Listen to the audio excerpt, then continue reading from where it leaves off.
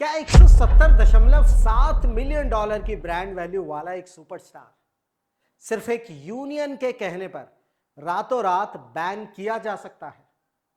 और वो भी एक ऐसा यूनियन जिसके पास खुद कोई लीगल अथॉरिटी तक नहीं है। एक बात तो पक्की है कि बॉलीवुड सिर्फ ग्लैमर से नहीं चलता, यह चलता है कॉन्टैक्ट से, ईगो से और behind the scene corporate warfare के इशारों पर। नमस्कार, मैं परवेश पामल और स्वागत है आपका स्टोरीज ऑन स्पॉटलाइट पर। आज पर्दे के पीछे की वो कहानी सामने लाएंगे जिसे छुपाने की कोशिश हर एक बड़ा स्टूडियो कर रहा है। आज बात होगी फरहान अख्तर, एक्सेल एंटरटेनमेंट और रणवीर सिंह के बीच हुए डॉन 3 विवाद के असली सच की। दरअसल इस कहानी की शुरुआत थिएटर में नहीं हुई थी, इसकी शुरुआत हुई थी बॉलीवुड के बंद कमरों में मिड 2024 में। रणवीर सिंह की जयेश भाई जोरदार और सर्कस बॉक्स ऑफिस पर बुरी तरह दम तोड़ चुकी थी। इधर फरहान अख्तर के लिए डॉन 3 उनका मैग्नम ओपस था, उनका सबसे बड़ा सपना। लेकिन शायद फाइनेंसर डरे हुए थे और उन्हें रणवीर सिंह पर अब भरोसा नहीं था। तभी शायद वो खेल हुआ जिसने इस दुश्मनी की नींव रख दी। एक इंटरनल रेडिट लीक और इंडस्ट्री इनसाइडर्स के मुताबिक फरहान अख्तर ने रणवीर सिंह को बिना बताए चुपके से यह फिल्म जियो स्टूडियोज को ऋतिक रोशन के साथ पिच कर दी। लेकिन शायद फरहान अख्तर को नहीं मालूम था कि यह दांव उल्टा भी पड़ सकता है, क्योंकि जियो स्टूडियोज ने यह अंदर की खबर सीधे रणवीर सिंह तक पहुंचा दी। और फिर पासा पलटा। रणवीर सिंह की फिल्म धुरंधर थिएटर में आई और उसने दुनिया भर में 1300 करोड़ रुपए से ज्यादा कमाकर इतिहास रच दिया। रणवीर अब सिर्फ एक एक्टर नहीं थे, बल्कि एक बॉक्स ऑफिस मॉन्स्टर बन चुके थे। और अब गेंद शायद फरहान अख्तर के पाले में थी और मजबूरन उन्हें दोबारा डॉन 3 का कॉन्ट्रैक्ट लेकर रणवीर के पास जाना पड़ा। लेकिन रणवीर सिंह शायद उस पीठ पीछे हुए धोखे को भूले नहीं थे। उन्होंने अपना बदला एक कोल्ड कॉर्पोरेट मूव से लिया। उन्होंने फिल्म का प्रॉफिट शेयरिंग मॉडल लात मारकर रिजेक्ट कर दिया और एक ऐसी भारी भरकम फ्लैट फी की मांग की जिसने एक्सेल एंटरटेनमेंट के होश उड़ा दिए। नतीजा यह हुआ कि अप्रैल 2026 में शूटिंग शुरू होने से ठीक 3 हफ्ते पहले, जब 250 क्रू मेंबर्स के इंटरनेशनल एयर टिकट्स और होटल्स तक बुक हो चुके थे, रणवीर सिंह ने डॉन 3 को लात मार दी, यानी इस प्रोजेक्ट से एग्जिट कर लिया।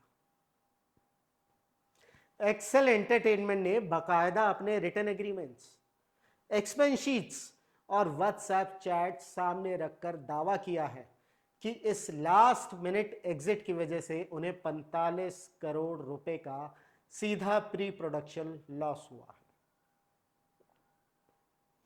यहां गौर करने वाली बात है कि यह मामला सिर्फ डॉन 3 का नहीं है। दरअसल यह पूरे बॉलीवुड के रिस्क मैनेजमेंट का भी खेल है। क्रॉल सेलिब्रिटी ब्रांड वैल्यूएशन के हिसाब से रणवीर सिंह की ब्रांड वैल्यू 170.7 मिलियन डॉलर है और वह विराट कोहली के ठीक बाद खड़े हैं। इसके बावजूद आज मार्केट डायनेमिक्स बदल चुके हैं। सोनी पिक्चर्स की 400 करोड़ रुपए की सुपर हीरो फिल्म शक्तिमान भी इसी वजह से आईसीयू में है। ओटीटी प्लेटफॉर्म्स ने रणवीर सिंह पर इतना बड़ा रिस्क लेने से साफ मना कर दिया है। उन्होंने सोनी को अल्टीमेटम दे दिया है कि या तो बजट को 50% स्लैश करो या फिर रणवीर सिंह को हटाकर रणबीर कपूर को लाओ। तो एक सुपरस्टार की कागजी ब्रांड वैल्यू और उसका असली ओटीटी बॉक्स ऑफिस पुल, इसके बीच का यह अंतर बॉलीवुड को अंदर से खोखला कर रहा है। जब एक्सेल एंटरटेनमेंट ने हार मानकर FWICE का दरवाजा खटखटाया, तब यह लड़ाई एक इंडस्ट्री वॉर बन गई। FWICE के चीफ एडवाइजर अशोक पंडित ने प्रेस कॉन्फ्रेंस बुलाई और रणवीर सिंह के खिलाफ नॉन कोऑपरेशन डायरेक्टिव जारी कर दिया, जिसे मीडिया में बढ़ा चढ़ाकर रणवीर सिंह पर लगा बैन कहकर चलाया गया। लेकिन यहां एक ट्विस्ट है। आज खुद अशोक पंडित को मीडिया के सामने आकर सफाई देनी पड़ी कि यह कोई बैन नहीं है, यह सिर्फ सहयोग नहीं कर रहे हैं। क्यों?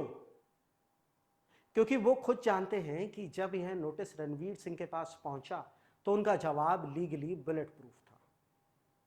उनकी लीगल टीम ने साफ लिख दिया कि FWICE के पास किसी भी कमर्शियल कॉन्ट्रैक्चुअल डिस्प्यूट में दखल देने का कोई ज्यूरिसडिक्शन यानी कानूनी अधिकार है ही नहीं, और कानूनी तौर पर रणवीर 100% सही है। 2017 में कंपटीशन कमीशन ऑफ इंडिया ने एक ऐतिहासिक फैसला सुनाया था कि FWICE सिर्फ एक यूनियन है, कोई रेगुलेटरी अथॉरिटी नहीं। CCI के मुताबिक FWICE का कोई भी बॉयकॉट या बैन कानूनन कंपटीशन एक्ट 2002 के सेक्शन 3 का खुला उल्लंघन है। इसलिए यह बैन सिर्फ एक शैडो बैन है, यह कागजी शेर है जिसकी कोई लीगल बाइंडिंग अथॉरिटी ही नहीं है। इस पूरे ड्रामे पर रणवीर सिंह की टीम ने एक सोफिस्टिकेटेड ऑफिशियल स्टेटमेंट जारी करके कहा कि रणवीर सिंह पूरी फिल्म फ्रेटर्निटी और डॉन फ्रेंचाइजी का बेहद सम्मान करते हैं। इस विवाद पर उन्होंने जानबूझकर एक गरिमामयी चुप्पी बना रखी है, क्योंकि ये इस पूरे मामले को डिग्निटी, मैच्योरिटी और आपसी सम्मान के साथ हैंडल करना चाहते हैं। लेकिन इस शैडो बैन का असली लिटमस टेस्ट जब होगा जब अगस्त 2026 में रणवीर सिंह अपनी अगली फिल्म, जो कि एक थ्रिलर है, प्रलय नाम की शूटिंग शुरू करेंगे, जिसे जय मेहता डायरेक्ट और हंसल मेहता प्रोड्यूस कर रहे हैं। क्या तब ग्राउंड लेवल के वर्कर्स काम करने से मना कर देंगे? यह देखना दिलचस्प होगा। और यह विवाद सिर्फ एक एक्टर और एक डायरेक्टर के ईगो की लड़ाई नहीं है। तो इस पूरी जंग में आखिर सही कौन है, फरहान अख्तर या रणवीर सिंह? एक तरफ वो लोग हैं जिनका मानना है कि रणवीर सिंह के सिर पर धुरंधर की अंधाधुंध सक्सेस के बाद स्टारडम इस कदर चढ़ चुका है कि उन्होंने एथिक्स, कमिटमेंट और पुराने रिश्तों को ताक पर रख दिया है। 3 हफ्ते पहले फिल्म छोड़ना किसी भी लिहाज से प्रोफेशनल नहीं कहा जा सकता। वहीं पर दूसरी तरफ एक और नैरेटिव है जो कहता है कि जब बात बिजनेस की हो तो धोखा देने की शुरुआत खुद फरहान अख्तर ने की थी, जब उन्होंने चुपके से ऋतिक रोशन को यह फिल्म पिच की थी। ऐसे में रणवीर ने सिर्फ उसी भाषा का इस्तेमाल करते हुए जवाब दिया जिसे आज का कॉर्पोरेट बॉलीवुड समझता है। तो आपको क्या लगता है, क्या रणवीर सिंह का यह कदम उनके ईगो को दिखाता है, या फिर यह बैक स्टैबिंग के खिलाफ उनका एक सॉलिड कॉर्पोरेट बदला है? अपने विचार कमेंट सेक्शन में जरूर बताइएगा। मैं प्रवेश पामल, स्टोरीज ऑन स्पॉटलाइट देखने के लिए धन्यवाद। चुनावी वादों का वड़ा पाव, अर्थव्यवस्था का भरता, गर्मा गर्म मुद्दों का चटपटा विश्लेषण, व्यंग का तड़का with a bit of serious discussion. हर हफ्ते special episodes, stories on spotlight with Parvesh Pamil, only on Rapid Leaks YouTube channel.